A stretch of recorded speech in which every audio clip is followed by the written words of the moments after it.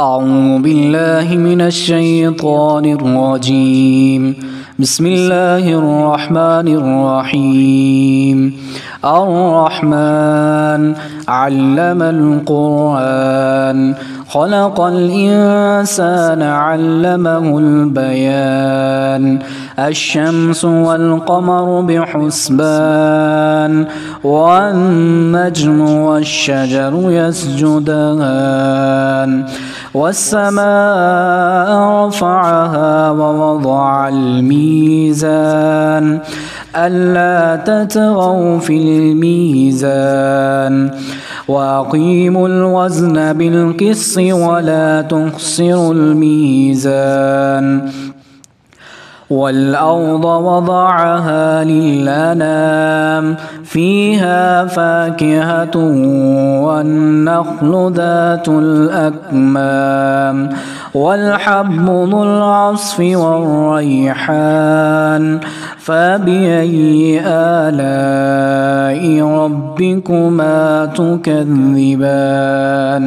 خلق الإنسان من صلصال كالفخار وخلق الجان من مارج من نار.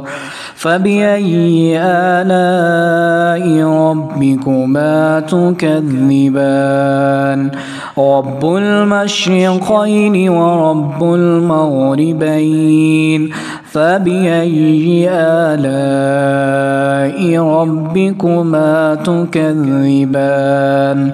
مرج البحرين يلتقيان بينهما برزخ لا يبغيان. فبأي آلاء ربكما تكذبان؟ يخرج منهما اللؤلؤ والمرجان. فبأي آلاء ربكما تكذبان؟ وله الجوار المنشآت في البحر كالأعلام. فبأي آلاء ربكما تكذبان؟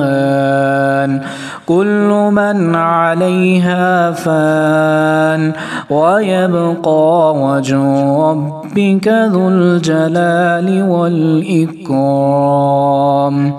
فبأي آلاء ربكما تكذبان؟ يسأله من في السماوات والأرض كل يوم هو في شأن. فبأي آلاء ربكما تكذبان؟ سنفرغ لكم أيها الثقلان. فبأي آلاء ربكما تكذبان؟ يا معشر الجن والإنس إن استطعتم أن تنفذوا من أقطار السماوات والأرض فانفذوا لا تنفذون إلا بسلطان. فبأي آلاء ربكما تكذبان؟ يرسل عليكما شواظ من نار ونحاس فلا تنتصران. فبأي آلاء ربكما تكذبان؟ فإذا انشقت السماء فكانت وردة كالدهان. فبأي آلاء ربكما تكذبان؟ فيومئذ لا يسأل عن ذنبه إنس ولا جان. فبأي آلاء ربكما تكذبان؟ يعرف المجرمون بسيماهم فيؤخذ بالنواصي والأقدام فبأي آلاء ربكما تكذبان هذه جهنم التي يكذب بها المجرمون يطوفون بينها وبين حميم آن فبأي آلاء ربكما تكذبان ولمن خاف مقام ربه جنتان فبأي آلاء ربكما تكذبان ذواتا أفنان فبأي آلاء ربكما تكذبان فيهما عينان تجريان فبأي آلاء ربكما تكذبان فيهما من كل فاكهة زوجان فبأي آلاء ربكما تكذبان متكئين على فرش بطائنها من استبرق وجنى الجنتين دان فبأي آلاء ربكما تكذبان فيهن قاصرات الطرف لم يطمثهن إنس قبلهم ولا جان فبأي آلاء ربكما تكذبان